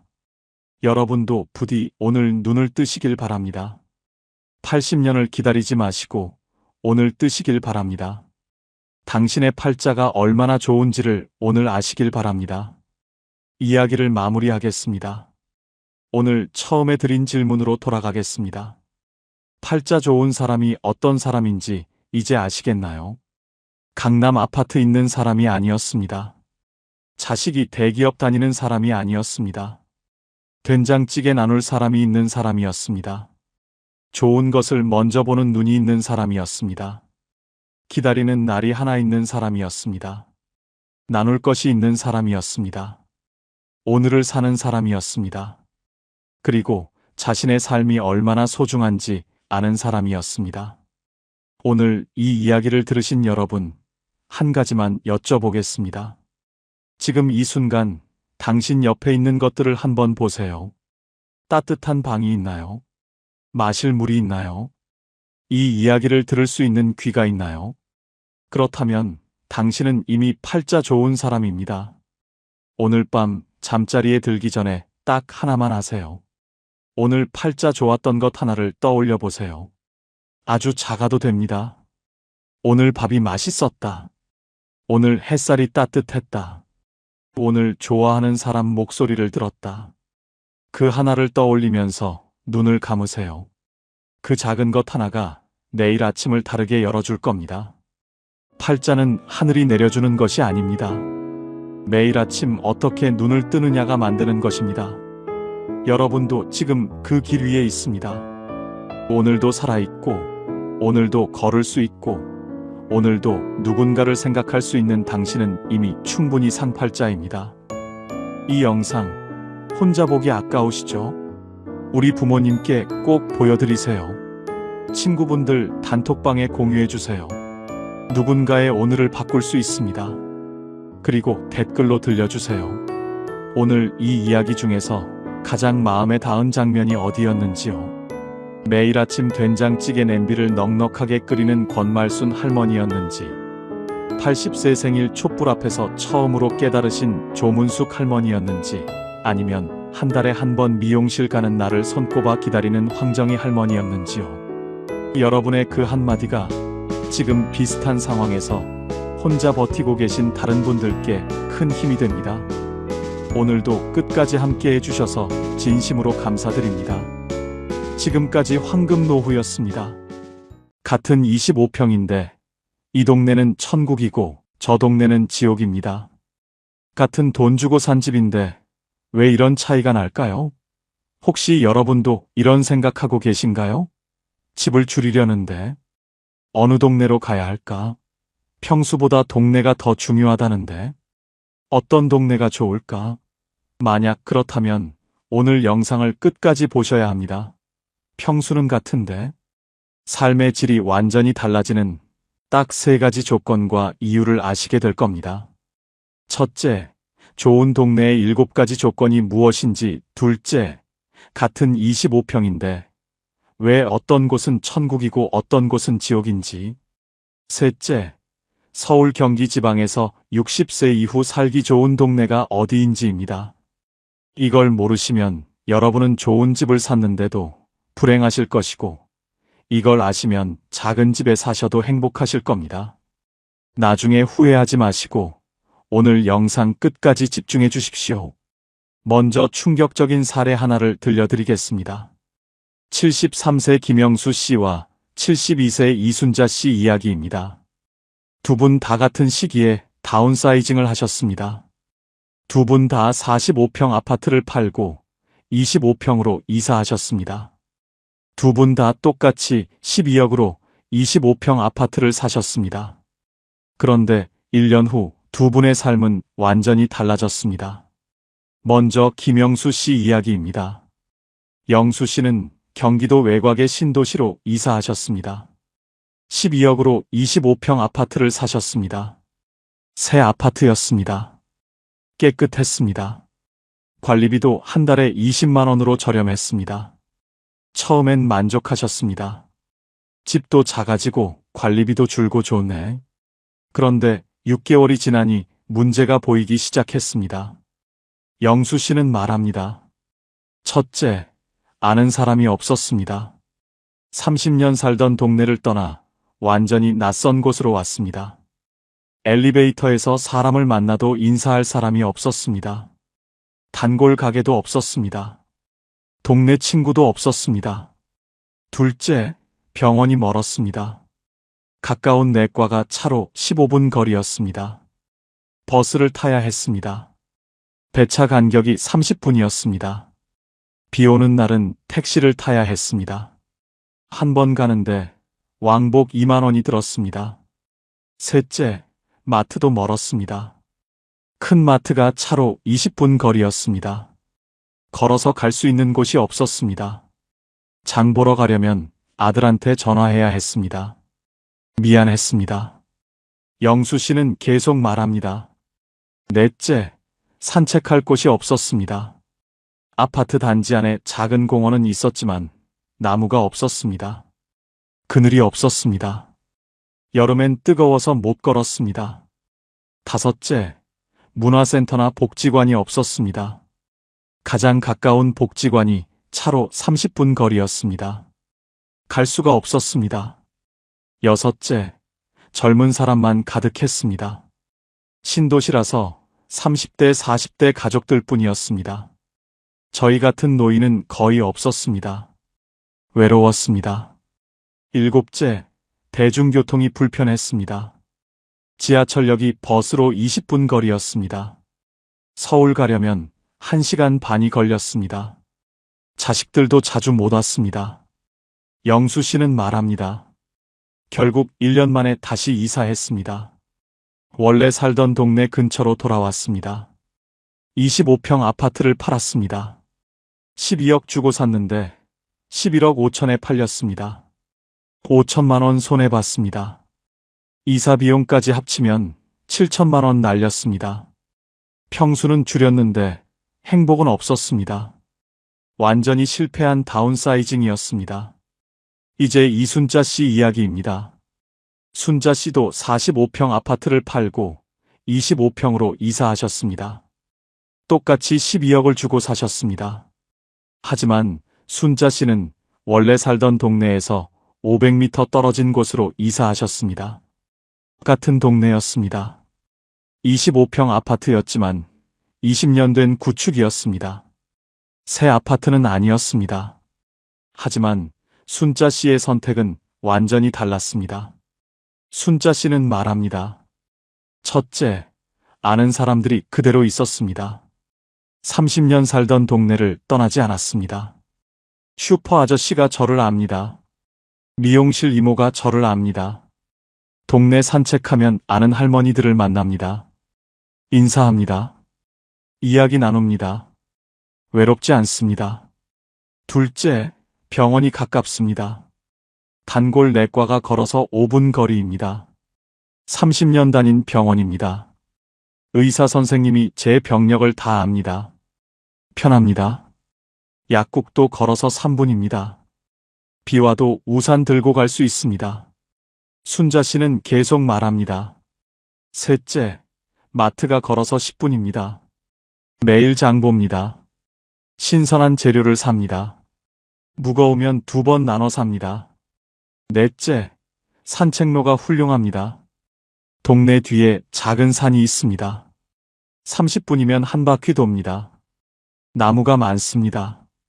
그늘이 있습니다. 여름에도 시원합니다. 다섯째, 복지관이 걸어서 15분입니다. 일주일에 3번 갑니다. 요가도 배우고 노래교실도 다닙니다. 친구도 사귀었습니다. 순자 씨는 말합니다. 여섯째, 비슷한 나이 사람들이 많습니다. 이 동네는 오래된 동네입니다. 60대, 70대가 많습니다. 공감대가 있습니다. 이야기가 통합니다. 일곱째, 대중교통이 편리합니다. 지하철역이 걸어서 10분입니다. 버스 정류장은 3분입니다. 서울 가는데 30분이면 갑니다. 자식들도 자주 옵니다. 손주들도 자주 봅니다. 순자 씨는 말합니다. 집은 20년 된 구축입니다. 새 아파트만큼 깨끗하지 않지만 전혀 불편하지 않습니다. 오히려 살기 좋습니다. 평수는 줄었는데 삶은 더 풍요로워졌습니다. 이게 성공한 다운사이징입니다. 두 분의 차이가 보이십니까? 같은 25평인데 김영수 씨는 지옥이었고 이순자 씨는 천국이었습니다. 왜 그럴까요? 평수가 아니라 동네가 문제였습니다. 집의 크기가 아니라 집의 위치가 삶의 질을 결정했습니다. 이제 좋은 동네의 7가지 조건을 말씀드리겠습니다. 첫째, 걸어서 10분 안에 병원이 있어야 합니다. 이게 제일 중요합니다. 나이가 들면 병원을 자주 갑니다. 혈압약 받으러 갑니다. 당뇨약 받으러 갑니다. 감기 걸리면 갑니다. 한 달에 최소 2~3번은 갑니다. 큰 병원은 필요 없습니다. 동네 내과 하나면 충분합니다. 단, 걸어서 10분 안에 있어야 합니다. 왜 10분일까요? 비가 와도 갈 수 있는 거리입니다. 몸이 아파도 갈 수 있는 거리입니다. 2025년 보건복지부가 발표한 자료를 보면 놀라운 통계가 있습니다. 70세 이상 어르신의 병원 방문 횟수가 연평균 38회입니다. 한 달에 약 3회입니다. 그런데 병원까지 거리가 1km 이내인 어르신과 2km 이상인 어르신을 비교했더니 흥미로운 결과가 나왔습니다. 병원이 가까운 어르신은 정기 검진을 잘 받았습니다. 만성질환 관리도 잘했습니다. 반면 병원이 먼 어르신은 아파도 참았습니다. 가기 힘드니까요. 결국 작은 병이 큰 병이 됐습니다. 병원까지의 거리가 건강을 결정했습니다. 약국도 마찬가지입니다. 약국이 걸어서 5분 안에 있어야 합니다. 비상약도 사고 파스도 사고 소화제도 삽니다. 약국이 멀면 불편합니다. 가까워야 합니다. 그래서 첫 번째 조건은 병원과 약국입니다. 걸어서 10분 안에 있는 동네를 선택하십시오. 둘째, 걸어서 10분 안에 마트나 시장이 있어야 합니다. 매일 장을 봐야 합니다. 신선한 재료를 사야 합니다. 작은 마트면 충분합니다. 동네 슈퍼면 더 좋습니다. 왜 그럴까요? 나이가 들면 무거운 것을 들기 힘듭니다. 한 번에 많이 사면 무겁습니다. 하지만 마트가 가까우면 매일 조금씩 살 수 있습니다. 오늘은 채소만 삽니다. 내일은 고기만 삽니다. 나눠서 삽니다. 무겁지 않습니다. 75세 한명숙 씨는 말합니다. 예전에 차 타고 큰 마트 갈 때는 힘들었어요. 한 번에 많이 사니까 무겁고 금방 상하고 그랬는데 지금은 매일 신선한 걸 조금씩 삽니다.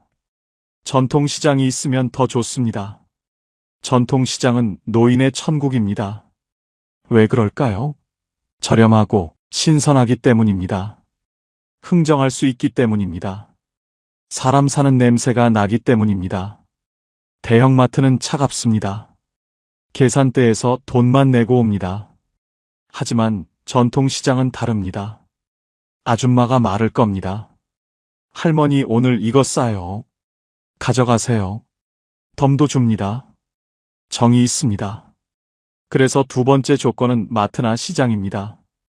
걸어서 10분 안에 있는 동네를 선택하십시오. 셋째, 걸어서 15분 안에 공원이나 산책로가 있어야 합니다. 매일 걸어야 합니다. 걷기가 최고의 운동입니다. 아파트 단지 안만 빙빙 도는 건 재미없습니다. 공원이 있어야 합니다. 나무가 있어야 합니다. 그늘이 있어야 합니다. 독일의 철학자 쇼펜하우어는 평생 산책을 즐긴 사람이었습니다. 그는 매일 오후 정확히 3시 30분에 집을 나섰습니다. 프랑크푸르트 시내를 2시간 동안 걸었습니다. 비가 오나 눈이 오나 빠지지 않았습니다. 사람들은 쇼펜하우어의 산책 시간을 보고 시계를 맞췄다고 합니다. 쇼펜하우어는 이렇게 말했습니다. 걷기는 몸의 건강뿐 아니라 정신의 건강에도 필수적이다. 걸으면서 생각이 정리되고 마음이 평온해진다. 쇼펜하우어가 평생 건강하게 산 비결이 바로 매일 걷기였습니다. 그는 72세까지 건강하게 살았습니다. 당시로서는 장수였습니다. 여러분도 마찬가지입니다. 매일 걸으십시오. 그러려면 걸을 곳이 있어야 합니다. 공원이 가까운 동네를 선택하십시오. 넷째, 걸어서 20분 안에 복지관이나 문화센터가 있어야 합니다. 복지관이 왜 중요할까요? 3가지 이유가 있습니다. 첫째, 무료 프로그램이 많습니다. 요가도 있고, 노래교실도 있고, 서예도 있고, 탁구도 있습니다. 돈 안 들이고 배울 수 있습니다. 둘째, 친구를 사귈 수 있습니다. 복지관에 가면 비슷한 나이 사람들이 많습니다. 자연스럽게 친해집니다. 외롭지 않습니다. 셋째, 무료 식사도 제공합니다. 점심 한 끼 공짜로 먹을 수 있습니다. 균형 잡힌 식사입니다.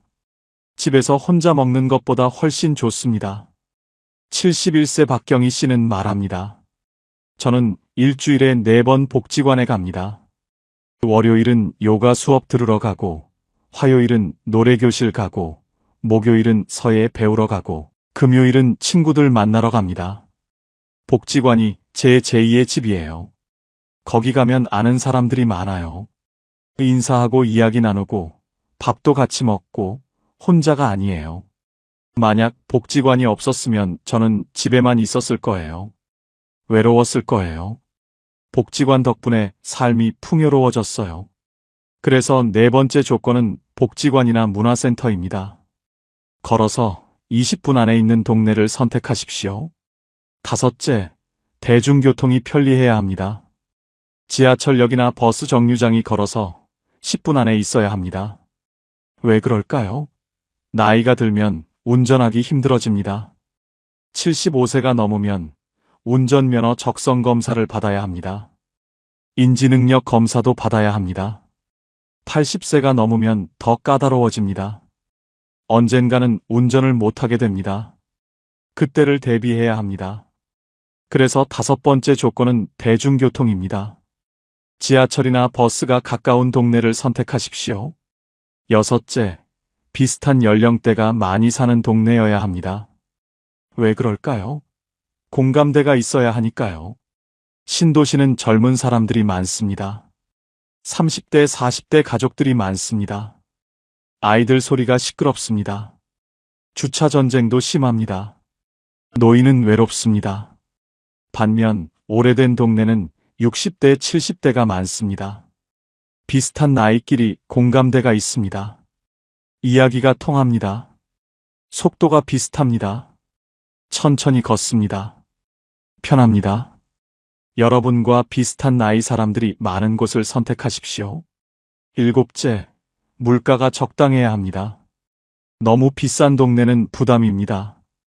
외식 한 끼에 2만 원이 넘으면 자주 못 먹습니다. 커피 한 잔에 7,000원이면 부담됩니다. 물가가 적당한 동네가 좋습니다. 어떻게 알 수 있을까요? 전통시장이 있으면 물가가 적당합니다. 동네 식당이 많으면 물가가 적당합니다. 대형 프랜차이즈만 있으면 물가가 비쌉니다. 자, 이제 정리해 볼까요? 좋은 동네의 7가지 조건입니다. 첫째, 병원과 약국이 걸어서 10분 안에 있어야 합니다. 둘째, 마트나 시장이 걸어서 10분 안에 있어야 합니다.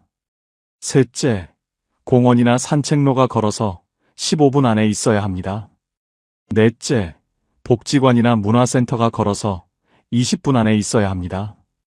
다섯째, 대중교통이 편리해야 합니다. 여섯째, 비슷한 연령대가 많이 살아야 합니다. 일곱째, 물가가 적당해야 합니다. 이 7가지 조건을 다 갖춘 동네가 어디일까요? 지역별로 추천해 드리겠습니다. 먼저 서울입니다. 서울에서 60세 이후 살기 좋은 동네 3곳을 추천합니다. 첫째, 노원구입니다. 노원구는 노인 인프라가 서울에서 제일 좋습니다. 복지관이 많습니다. 공원이 많습니다. 병원이 많습니다. 특히 중계동, 상계동이 좋습니다. 지하철 4호선, 7호선이 다 있습니다. 교통이 편리합니다. 불암산, 수락산이 가깝습니다. 산책하기 좋습니다. 물가도 적당합니다. 25평 아파트가 6억에서 7억 정도입니다. 관리비도 한 달에 15만 원 정도로 저렴합니다. 74세 최영자 씨는 노원구 중계동에 삽니다. 영자 씨는 말합니다.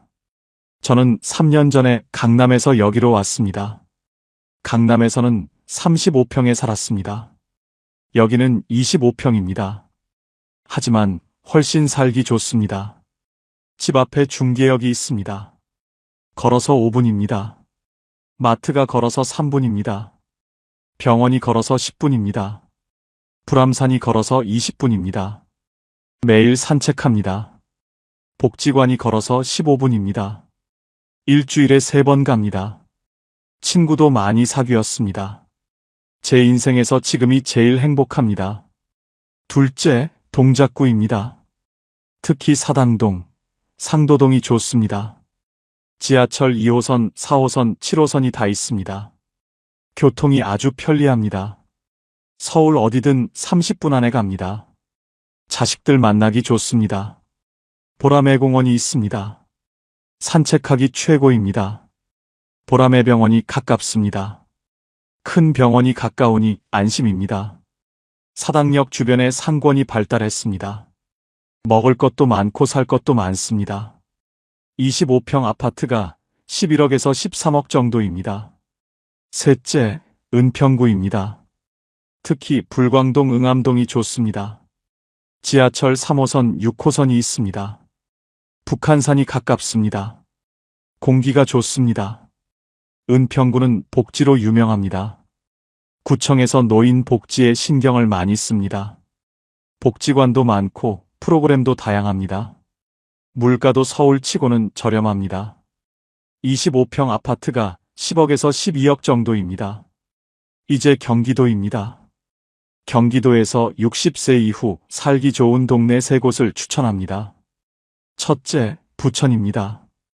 부천은 서울과 가깝습니다. 지하철 7호선으로 강남까지 40분입니다. 1호선으로 서울역까지 30분입니다. 교통이 편리합니다.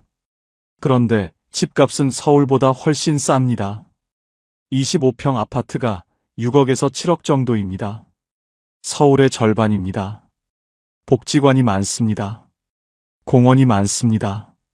특히 중동, 상동이 좋습니다. 인프라가 잘 갖춰져 있습니다. 둘째, 평촌입니다. 안양시 동안구 평촌동입니다. 계획도시라서 인프라가 완벽합니다. 지하철 4호선이 있습니다. 서울까지 30분입니다.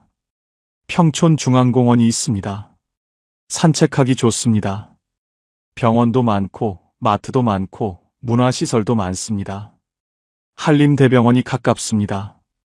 25평 아파트가 8억에서 9억 정도입니다. 셋째, 분당입니다. 성남시 분당구입니다. 신분당선, 수인분당선이 있습니다. 교통이 편리합니다. 분당은 노인 인구가 많습니다. 1세대 입주자들이 나이가 들어서 60대, 70대가 많습니다. 공감대가 있습니다. 공원이 많습니다. 중앙공원, 율동공원이 유명합니다. 병원도 훌륭합니다. 분당서울대병원이 있습니다. 25평 아파트가 9억에서 11억 정도입니다. 이제 지방입니다. 지방에서 60세 이후 살기 좋은 동네 3곳을 추천합니다. 첫째, 대구 수성구입니다. 수성구는 대구의 강남입니다. 하지만 물가는 서울보다 훨씬 쌉니다. 수성못이 있습니다. 산책하기 최고입니다. 아름답습니다. 지하철 2호선, 3호선이 있습니다. 병원도 많고, 마트도 많고, 복지관도 많습니다. 25평 아파트가 4억에서 5억 정도입니다. 서울의 절반도 안 됩니다. 그 돈으로 남는 돈은 생활비로 씁니다. 여유롭게 삽니다. 둘째, 부산 해운대구입니다. 바다가 가깝습니다. 매일 바다를 볼 수 있습니다. 공기가 좋습니다. 산책로가 훌륭합니다. 해운대 해변을 따라 걷습니다. 기분이 좋아집니다. 지하철 2호선이 있습니다. 병원도 많고 마트도 많습니다. 25평 아파트가 5억에서 6억 정도입니다. 셋째, 광주 남구입니다. 광주는 물가가 정말 저렴합니다. 25평 아파트가 3억에서 4억이면 삽니다. 남구는 광주에서 제일 살기 좋은 곳입니다. 무등산이 가깝습니다. 공기가 좋습니다. 지하철 1호선이 있습니다. 복지관이 많습니다. 병원도 많습니다. 물가도 저렴합니다. 그렇다면 어떻게 선택하실 건가요? 세 가지만 기억하십시오. 첫째, 예산을 정하십시오. 집에 쓸 수 있는 돈이 얼마인가요? 10억인가요? 5억인가요? 예산에 맞춰서 선택하십시오. 둘째, 자식과의 거리를 고려하십시오. 자식이 서울에 있으면 서울이나 경기가 좋습니다. 자주 만날 수 있습니다. 자식이 지방에 있으면 그 근처가 좋습니다. 셋째, 7가지 조건을 확인하십시오. 병원, 마트, 공원, 복지관, 대중교통, 연령대, 물가를 확인하십시오. 76세 한경수 씨는 말합니다. 저는 2년 전에 서울에서 부천으로 이사했습니다. 서울에서는 35평에 살았습니다. 집값이 20억이었습니다. 하지만 매달 들어오는 돈은 국민연금 150만 원 뿐이었습니다. 관리비가 한 달에 35만 원이었습니다. 늘 조심스럽게 살았습니다. 그런데 부천으로 와서 25평 아파트를 7억에 샀습니다. 남은 13억으로 소형 상가를 샀습니다. 월세가 한 달에 350만 원 나옵니다. 관리비는 한 달에 22만 원입니다. 경수 씨는 계속 말합니다. 계산해 보겠습니다. 국민연금 150만 원과 월세 350만 원을 합치면 500만 원입니다. 관리비 22만 원을 빼면 478만 원 남습니다. 이제 여유롭습니다. 한 달에 한 번 국내 여행도 갑니다. 문화센터도 2개 등록했습니다. 친구들이랑 외식도 자주 합니다. 무엇보다 마음이 편합니다. 집 앞에 병원이 있습니다. 마트가 있습니다. 공원이 있습니다. 복지관이 있습니다. 지하철역이 있습니다. 완벽합니다. 왜 진작 이사 안 했을까 후회됩니다. 이사 가는 게 두렵다. 낯선 곳이 불안하다. 그 마음 이해합니다. 30년, 40년 살던 곳을 떠나는 게 쉽지 않습니다. 하지만 기억하십시오. 노후는 익숙함이 아니라 편안함을 선택해야 하는 시간입니다. 익숙하지만 불편한 곳보다 낯설지만 편안한 곳이 더 좋습니다. 적응하는데 6개월이면 충분합니다. 그 후에는 새로운 곳이 익숙해집니다. 새로운 친구가 생깁니다. 새로운 단골 가게가 생깁니다. 새로운 산책로가 생깁니다. 그리고 생각하실 겁니다. 왜 진작 오지 않았을까? 오늘 이 영상이 여러분의 가슴에 와닿으셨다면 구독과 좋아요로 저희와 함께 해주시면 정말 감사하겠습니다.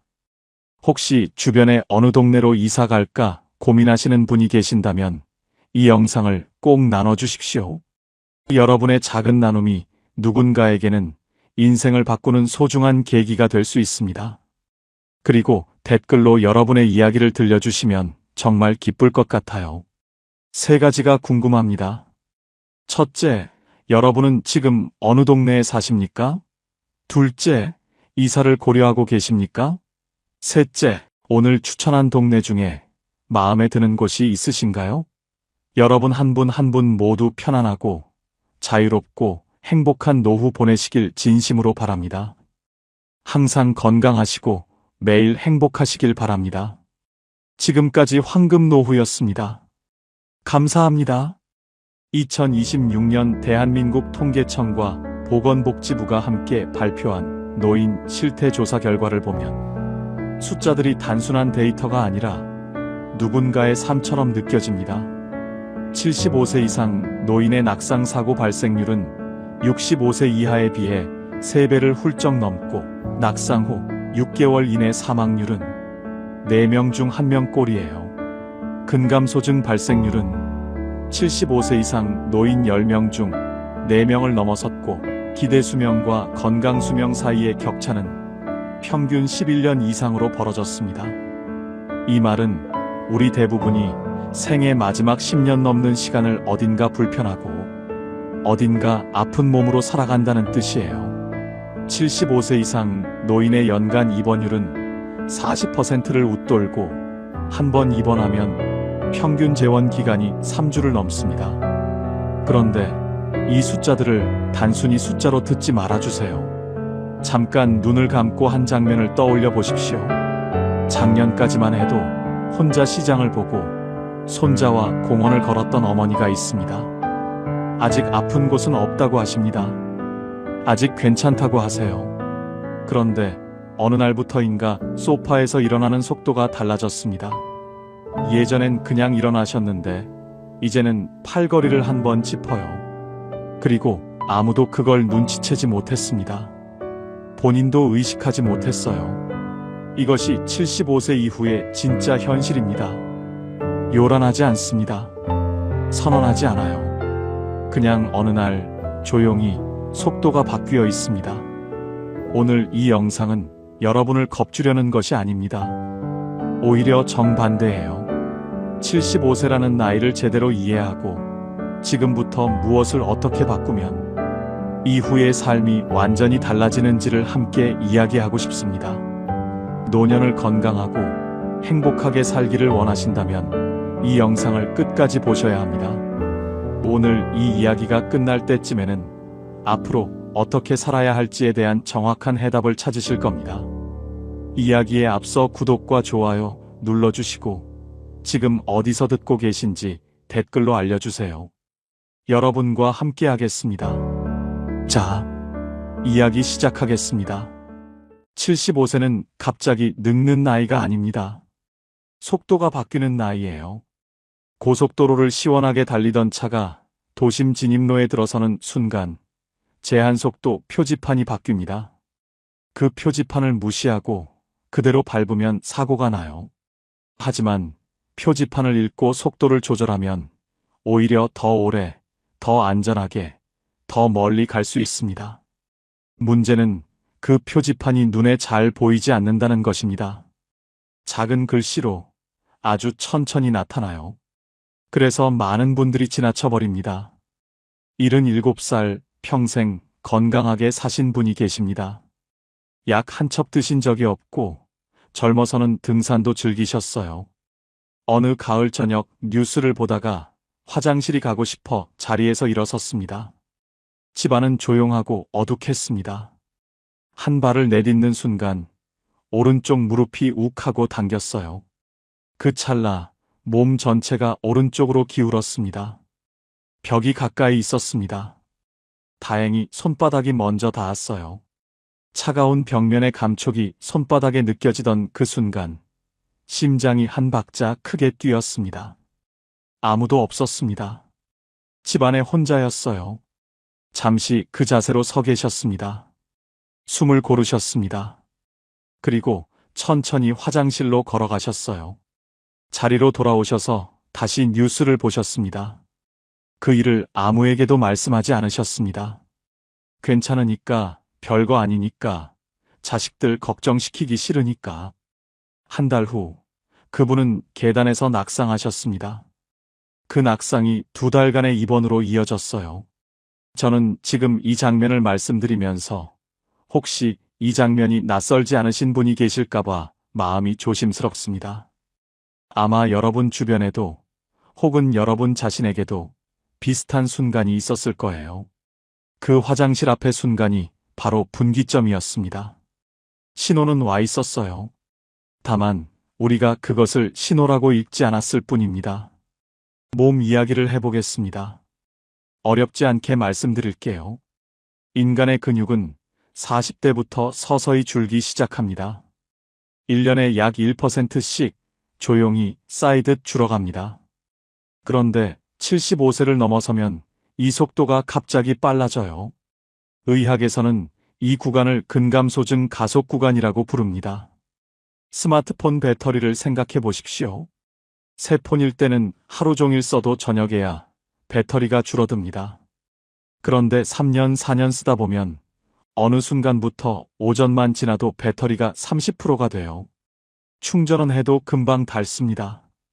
배터리 자체가 노화된 것이에요. 몸이 바로 그렇습니다. 75세 이후의 근육 감소는 단순히 힘이 약해지는 문제가 아닙니다. 근육이 줄면 가장 먼저 균형 감각이 흔들려요. 균형이란 근육과 신경과 관절이 서로 끊임없이 대화하는 것인데 근육이 줄면 그 대화가 느려지고 어긋납니다. 그래서 멀쩡한 평지에서도 순간적으로 비틀거리는 일이 생겨요. 심폐 기능은 어떨까요? 70대 중반부터 폐활량이 20% 이상 줄기 시작합니다. 예전에는 마트에서 장을 보고 집에 와도 거뜬했는데 이제는 숨이 차요. 계단 2층이 예전의 등산처럼 느껴집니다. 그리고 가장 중요한 변화가 있습니다.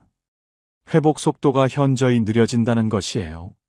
젊을 때는 감기에 걸려도 3일이면 털고 일어났습니다.